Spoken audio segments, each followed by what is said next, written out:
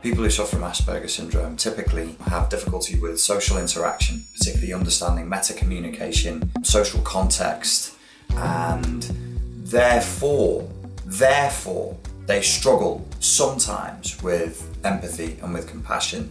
Not because they don't want to understand other people, but because they find the ambiguity of other people's communication, or they seem to find the ambiguity of other people's communication overwhelming, confusing, and bewildering.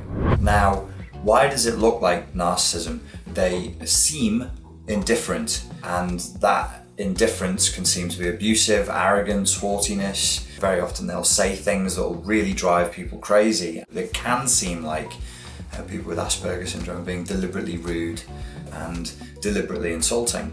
However, that's not the case. The three things that I particularly look for when it's malignant abusive narcissism: one is a zero level of compassion, like no empathy whatsoever.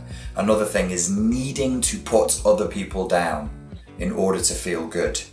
And the third thing is being in love with a grandiose, fantasized image of the self. But that's not what somebody with Asperger syndrome is doing. People with Asperger syndrome are perfectly capable of emotion. People with narcissism will fake emotion to get what they want if they are truly a narcissist.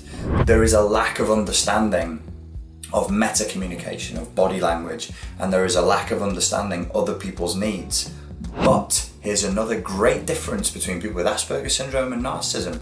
People who suffer from Asperger syndrome are capable of huge acts of kindness that is genuinely rooted in a desire to be kind. They are also fully prepared to talk about their condition. If you think that you're facing somebody who might have Asperger syndrome, I suggest you go and study it. I suggest you go and look it up. There's no morality here. It's not that they're good people. Aspergers are always good people. Asperger people can make dick decisions. I've seen it happen, even criminal decisions. I've seen that happen as well.